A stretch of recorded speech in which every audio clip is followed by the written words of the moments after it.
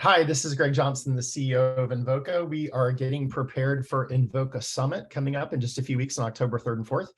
And as part of that, I have the distinct honor and pleasure of getting to speak with some of our Invoca Summit Award finalists. So today I'm joined by Jeff Arduino, who's the National Director of Sales at Spectrom Retirement Communities. Jeff, it's great to see you again. How you been? I've been real well, Greg. It's great to see you. So you've been nominated for Thought Leader of the Year and nominated for Cross-Channel CX Strategy of the Year. So look at you, 2 manila envelopes. You get to watch.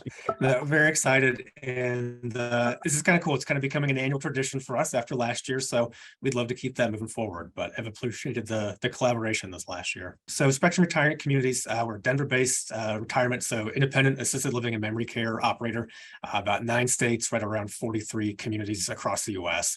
So we've been in business about 20 years or so. And as far as kind of use case for Invoca, we are decentralized, so not a central call center. Each of those 43 or so communities has their own frontline sales team. We've been on the product since 2019. And you mind sharing a little bit about your evolution, sort of where the initial focus was, and then your COVID journey and all the fun things that you all had to work through during the COVID times coming into this year? Yeah, absolutely. So when we kind of launched in 2019, everything was driven around, marketing attribution and really getting into those calls, getting to know some of our insights and focusing on those conversion signals. And then, like everyone, 2020 hit us. We were all in the same storm, but I think very different boats.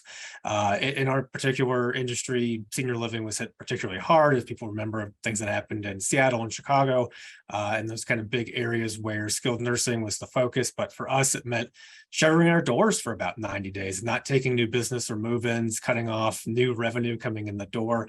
And we completely pivoted how we were using the platform, really started to focus on customer experience, what was happening within our 4 walls. Instead of just tracking inbound sales calls, we started tracking all calls to understand where things were at, developing some signals around COVID. I think we were one of the first users of the platform to kind of think in that line. We established some 800 kind of numbers, toll-free call in to share feedback, concerns, and then again, utilize signals to kind of build from that. There's a case study that's published out there on the Invoca website, which has been very cool. But since then, thankfully, as things have kind of come back to more of a normal speed, able to get back into focusing on recapturing some of that revenue lost in 2020.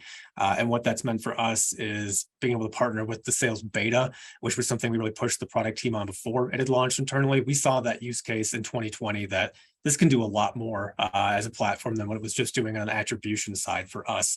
And from there, we've really kind of taken all of that and now married it into a host of signals. And we're working presently on an outbound beta for our sales folks as well to make sure we're still driving revenue, not just on the inbound, but on the follow-up and outbound side.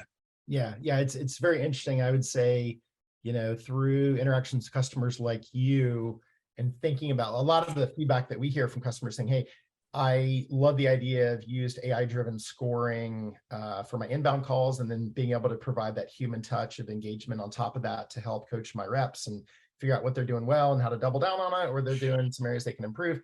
And then everybody goes like, I want to do the same thing on outbound. Like I want one single measuring tape across all my interactions. So it's been great to hear that. I mean, one of the things that I really admire about you all as a customer and about you, Jeff, and looking at the categories where you've been nominated is like the relationship with the product team, right? Like we haven't quite had any product managers move in next to you on the weekends, but it feels pretty close. Can you talk a little bit about sort of how you've worked with the product teams, what that relationship has looked like, and some of the back and forth, especially over the past 2 years, as we've been kind of driving more in your world focused on sales and CX? Yeah, I think every opportunity that's kind of come our way to, hey, participate in the survey, hey, would you mind jumping on for an hour with us and talk to the product team, whether it's here at our corporate headquarters, or we've had some from our frontline folks out in the field. Your product team has tapped them to know, what does your day look like? What do you actually do? What are the things that you're trying to measure and accomplish? And as we've kind of worked through that, it's been also focusing with our account manager and like, hey, here are some use cases that we think would be interesting. Oh, great. Let's connect you with the product team. We jump on a call. I think that kind of back and forth and collaboration, and I've said it in a couple different arenas, but what's amazed me about the way you guys receive and act on feedback is you take it in and then you actually go and do it, and the UX ends up being almost exactly as I envisioned it to be, where it's like, well, can it do X, Y, and Z? And they're like, okay, give us 6 months, we'll put it on the roadmap kind of thing. And suddenly there it is, and you push the button and we're looking at exactly what we'd kind of hoped for. So we're so close on the back end with this outbound beta. We've had great help with just jumping on and walking through some of these use cases to where our signals have gotten to be so complex. We started out at just, hey, here's 20 phrases we're trying to look for. And now we've got, okay, we have the IVR that we're doing the push button on. Then it's looking at these phrases over here. And also did it meet these criteria? So our compound signals are compound signals on compounds. And the level of logic that the product team's been able to bring and help us kind of build out from an engineering standpoint has been really just phenomenal. It's not stuff, it's stuff we can conceptualize, but taking them to help us build it out on the product and the account management has been huge, because even if I can envision it, I can't make it happen without them. Yeah. Well, I was worried I was in the wrong Zoom for a second, because we're hiring for a UX director role right now, and I was worried I dropped in for an interview slot. But I know you're clearly doing too well in your sales career to consider that. No, it's always really fun to work with forward-leaning customers. And one of the things I love about working with customers the size of Spectrum is you're big enough to have real-world problems, but you're agile enough to actually go do stuff about it, which means you're a great thought partner. Last question for you as we wrap up towards the end of the year. I was excited you're on a podcast, and I think doing an upcoming panel with Jason Cutter. He does a lot of work in the sales coaching world. As you go into the back half of this year and into 2023, like what's curious a focus for you at Spectrum in terms of how you use Invoca?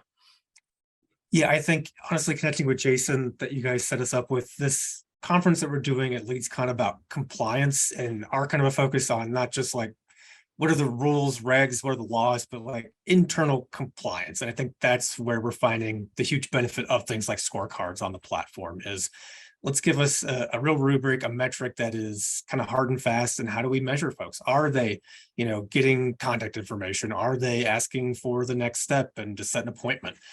Those kind of things, and being able to have solid data that we can then share with them and say, hey, on whatever it is, 35% of your calls, you're missing this portion of the step. I think that's going to help us kind of get back to basics, where I think, particularly for our industry, everyone's been kind of in a scramble mode since 2020. And as we're looking to build back revenue and more consistent streams and re-add to occupancy, consistency with the brand, consistency with our sales approach is going to be kind of paramount. And we really see how the outbound beta as well as scorecards are going to help us to do that and create some internal consistency and compliance. Yeah, it's really interesting. One of the talking points I've had in prepping with a couple of Invoca Summit speakers is talking about, a lot of people think of data and empathy as separate concepts, and thinking about how being able to sort of take care of some of the core data sales process elements actually lets you then go focus on those empathetic moments, how to deliver those empathetic moments, which is counterintuitive for a lot of people. And they tend to think like technology is all about automating the emotion out of every human interaction, and thinking about how it can elevate the emotion of human interaction is really cool. It's great to see you again. Congratulations. Thank you, Mr. Dual nominee. And we've certainly enjoyed working with you all as a partner, and look forward to seeing you at Invoca Summit, and hopefully seeing you again in person sometime soon. So for those of you in the audience, Invoca Summit October 3rd and 4th, you can register at invoca.com/summit and see which of the two envelopes might or might not include Jeff's name. So congratulations, and thanks again, Jeff. It's always a pleasure to see you and appreciate it. Let's go surfing. I agree. We'll do that sometime soon. All right. We'll do it in Denver. Have a good day. We'll see you soon. Thank you. Take care.